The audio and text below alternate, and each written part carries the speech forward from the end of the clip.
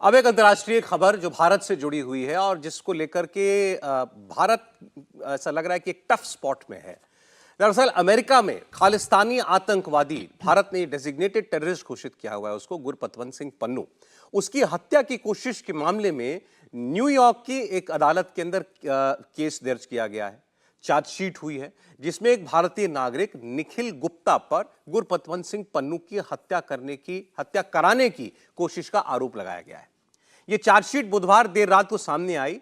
इस व्यक्ति का जो भारतीय मूल व्यक्ति, उसका नाम है निखिल गुप्ता, और आरोप यह है कि निखिल गुप्ता से भारत सरकार के एक अधिकारी ने पन्नू की हत्या की प्लानिंग करने को कहा।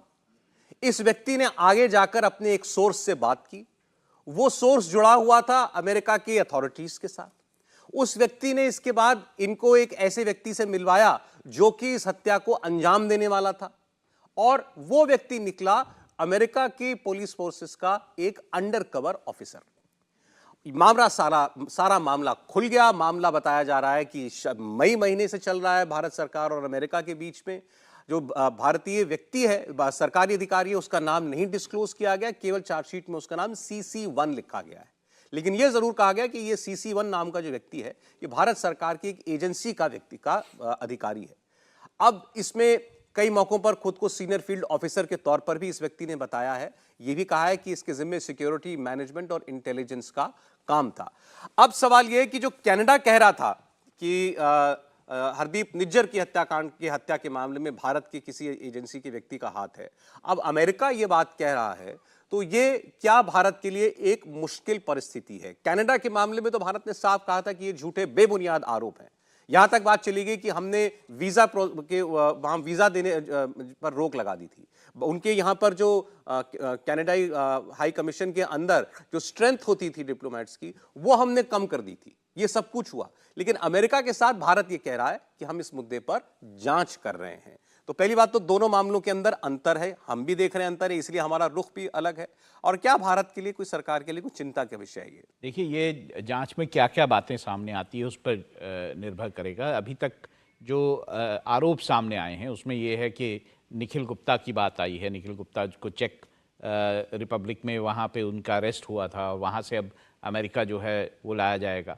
तो वो क्या क्या बातें बताते हैं, क्या होता है। लेकिन जो बातें सामने आई है वो ये भी है, उसमें ये आरोप लगाए गए हैं कि कोई भारतीय इंटेलिजेंस का कोई व्यक्ति है भारत में, जिसके साथ जो है निखिल गुप्ता की बात हो रही थी, और वो टेलीफोन जो रिकॉर्डिंग्स हैं वो आई हैं सामने, ये आरोप लगाया गया है। ये बात हुई थी कि भारतीय जो इंटेलिजेंस का व्यक्ति है उसने $1,50,000 जो है इस तरह के जो है पैसा जो है ऑफर किया था एक गन फॉर हायर के लिए। दिया गया है वो हायर करने, एक गन फॉर हायर करने के लिए, ताकि गुरपतवंत सिंह पन्नू जो है उसकी हत्या की जा सके। तो ये आरोप हैं, ये सब सामने चीज़ें आएंगी जब जो है निखिल गुप्ता जो है उनका बयान होगा, जब वो चीज़ें सामने लाएंगे। क्या कोई भारतीय इंटेलिजेंस का व्यक्ति इन्वॉल्व है भी कि नहीं है, या कोई और भारतीय मूल का व्यक्ति जो है उसने ये सब करवाया, ये सब कुछ जांच का विषय है, वो सामने आया। समय बिल्कुल खत्म हो गया हर्षवर्धन जी, लेकिन इस मामले में क्या भारत सरकार या सीधे सीधे कहें नरेंद्र मोदी की सरकार के लिए आपको लगता है कोई चिंता वाली बात है, या इसको भी लोग दूसरे नजरिए से भी देखेंगे कि जो हो रहा था ठीक ही हो रहा था? चिंता वाली बात नहीं है। अमेरिका दबाव में है। भारत जिस तरह से इंटरनेशनल फोरम्स पर प्ले कर रहा है, उसमें अमेरिका के लिए भारत की भूमिका को कमतर करने की कोशिश है। जब फाइव आइज यानी वो इंटेलिजेंस नेटवर्क जो अमेरिका कनाडा के साथ सबसे मजबूत देशों का है, वो निज्जर के मामले में नहीं दे पाया, सीसीटीवी फुटेज ने बता दिया कि भारत का उसमें कोई हाथ नहीं है। और यहां भी अगर सचमुच पूरी तरह से कुछ प्रमाण मिले होते तो वहां कुछ कार्रवाई होती हुई दिखती। वहां से दबाव बनाने की कोशिश दूसरे मसलों पर, हम रशिया के साथ खड़े होते हैं, हम ट्रेड डील करते हैं, हम ऑयल खरीद रहे हैं, हम कई मोर्चों पर दुनिया से लड़ रहे हैं। दुनिया के दादा की समस्या दूसरी है। भारत के लोगों को खुश होने की जरूरत है। हम हर जगह अपने दुश्मनों के लिए काल साबित हो रहे हैं। बहुत धन्यवाद आप लोगों का, राहुल जी, समीर चौगांकर साहब, हर्षवर्धन जी, आपका आज कहानी कुर्सी की में जोड़ने के लिए।